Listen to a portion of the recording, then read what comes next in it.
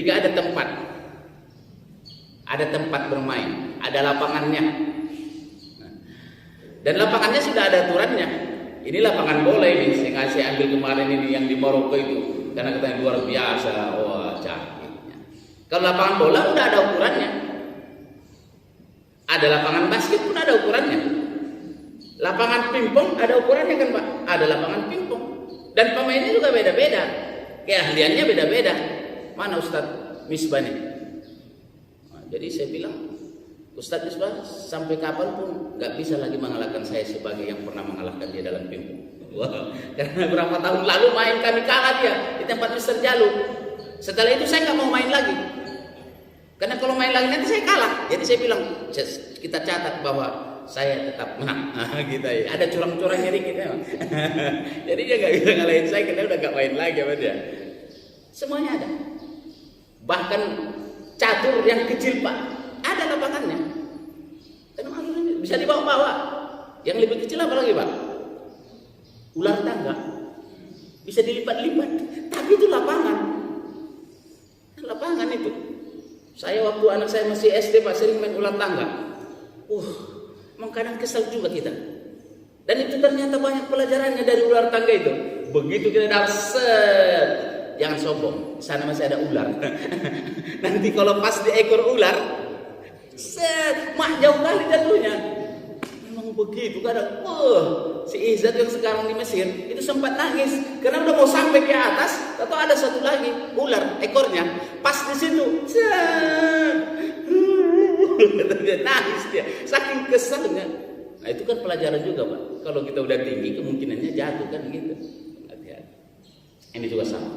Apa maknanya bagi kehidupan kita? Kita semua ini punya tempat, punya bidangnya masing-masing, dan nggak bisa sama. Memang beda-beda bidangnya. Kalau saya dosen, itu tempat saya, lapangan saya itu Pak Haji Icon arsitektur, itu lapangannya.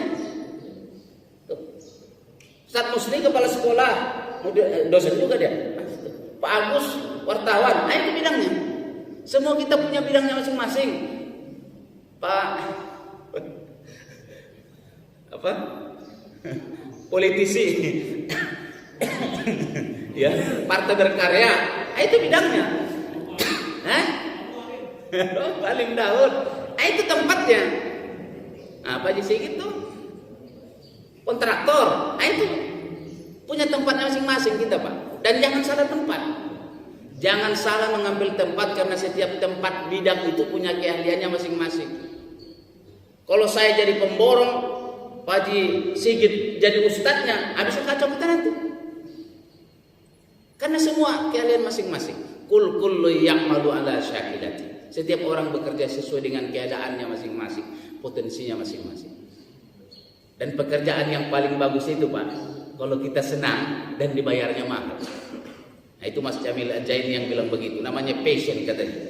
Memang itu passion saya. Udahlah dia senang menikmati pekerjaan itu dan dibayarnya mahal.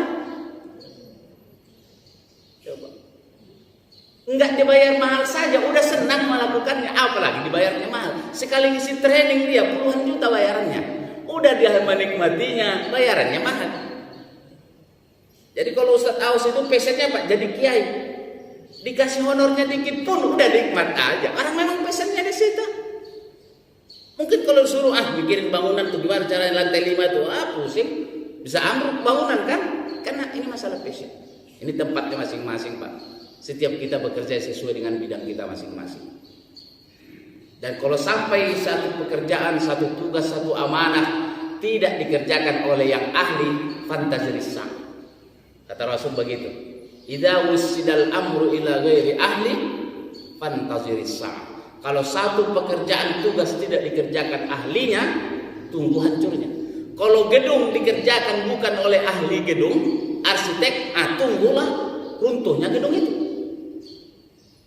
Termasuk moralitasnya kan Pak. Masa baru sekolah baru 2 tahun, tahu ambruk atapnya. Menimpa di mana kemarin terakhir itu ya? Ambruk sekolah tuh. Begitu dicek, ternyata baja ringannya dimakan sama pemborongnya. Yang tadinya berapa senti gitu kan? 0,75 ya Pak sedikit ya tebalan itu ya. Dikurangin yang 0,50 ambruk. Nah, itu pula sama dengan jalan kan, dimakan aspal tuh sama orang tuh. Gitu. Jadi bukan hanya ahli dalam ilmunya tapi ahli dalam integritasnya, dan setiap kita punya tempatnya masing-masing. Dan makanya Pak bekerja sesuai dengan bidangnya, keahliannya supaya menghasilkan karya terbaik. Katanya kalau ini kemarin katanya jadi juara. Jadi apa sekarang Pak? Udah peringkat 1 kalau nggak salah sekarang. Iya Pak dia. Terakhir Fajar Samarian jadi peringkat 1 double tingkat dunia. Wah. Karena dia memang bidangnya di situ kan Pak. Kalau disuruh main catur belum tentu bisa dia nih. Ya kan? Catur disuruh dia. Tukang catur main begini tak bisa dia. Harus memang bidangnya masing-masing lah. Kalau di sini luar biasa, nikmat kali kita. Dan ini lapangannya, ini lapangan, ini tempatnya. Memang dia tempatnya di situ. Jadi kalau kita melihat orang, memang dia tempatnya di situ. Udah pas lah itu. Memang passionnya dia di situ. Sama dengan voli ini kan Pak. Ini sama juga. Saya masih ingat dulu antara RT kita Ustaz Musdi lomba, nggak ada pemain, kurang 1. Saya itu waktu aliyah masih pernah main voli. Setelah aliyah nggak pernah lagi main voli. Nonton, misalnya di RW 10 kita kan tuh nonton.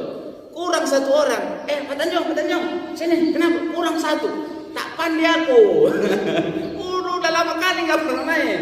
Tapi kurang 1 daripada nggak ada. Masuk sini. Kalau suruh ceramah aku berani, aku bilang. Tapi kalau main voli tak berani. Tapi karena kurang, masuk lah. Angkat begitu awak lompat mau dipukul nggak kena. Bola voli segede itu bola voli nggak kena jatuhnya di sini, dan orang ketawa semua. Diketawain orang itu malu kali pun rasanya.